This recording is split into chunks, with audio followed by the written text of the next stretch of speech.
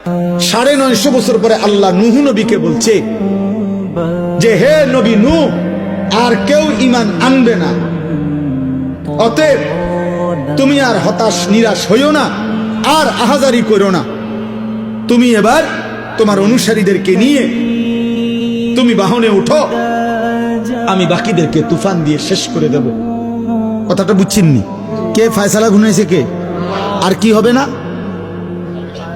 আর কেউ وَأُوحِيَ إِلَى نُوحٍ أَنَّهُ لَن يُؤْمِنَ إِلَّا مَنْ قَدْ آمَنَ।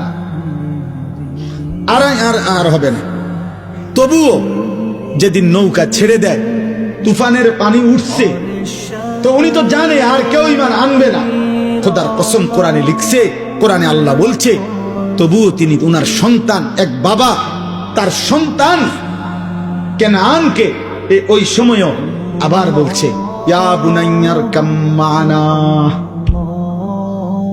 ওয়ালা তাকুম মাআল কাফিরিন।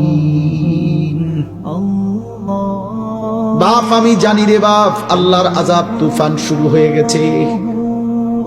আমার আল্লাহ তো ওহী নাজিল করে ফেলেছে বাপ, আর কাউকে ঈমান দিবে না মালিক তো শুনায় দিছে রে বাপ।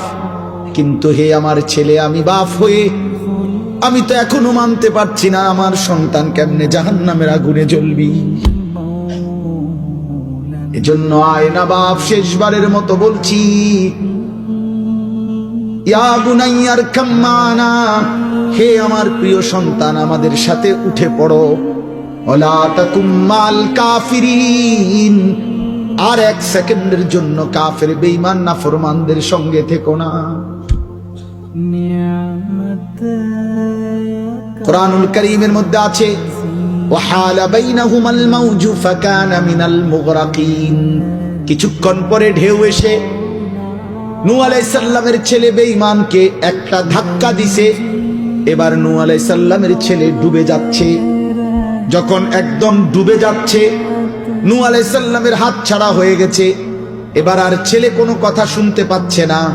এবারে নূহ নবী তবুও হতাশ না হয়ে জাহান্নামের আগুন থেকে ছেলেকে বাঁচাবার জন্য, বাবার একটাই ফিকির, আমার ছেলেকে কেমনে বাঁচানো যায় জাহান্নাম থেকে। তো এবার আসমানের দিকে দুই হাত তুলে আল্লাহকে বলছে, রব্বি ইন্না বিনি মিন আহলি। আল্লাহ, ডুবে যাচ্ছে যেটা, এটা আমার ছেলে, আমার বংশধর, আমার রক্ত। আমি বাপ হয়ে চোখের সামনে, ইন্নী আইযুকা আন তাকুনা মিনাল জাহিলিন।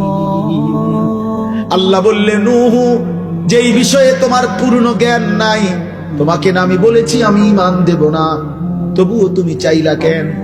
হাত উঠাইলা কেন? হাত নামাও।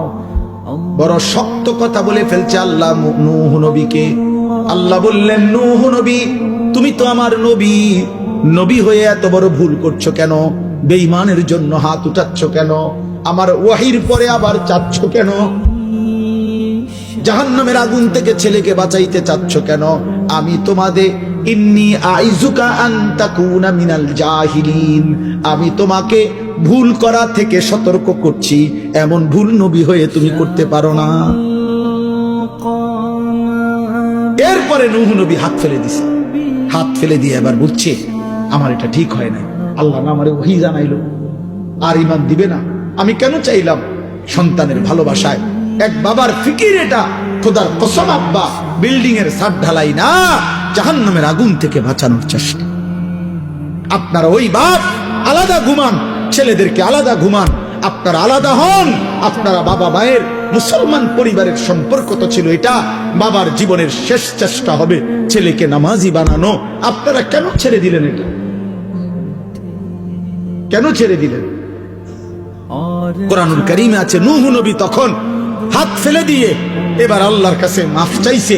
আল্লাহ, আমি খেয়াল করতে পারি নাই, আমি সন্তানের ভালোবাসায় বাপ হিসাবে জাহান্নামের আগুন থেকে সন্তানকে বাঁচাবার জন্য অস্থির হয়ে গেছিলাম। আপনি আমারে মাফ করে দেন। ওয়া ইল্লা তাগফিরলি ওয়া তারহামনি আকুম মিনাল খাসিরিন। আপনি যদি আমারে মাফ না করে দেন, দয়া না করেন, আমি নবী হয়েও ক্ষতিগ্রস্তদের অন্তর্ভুক্ত।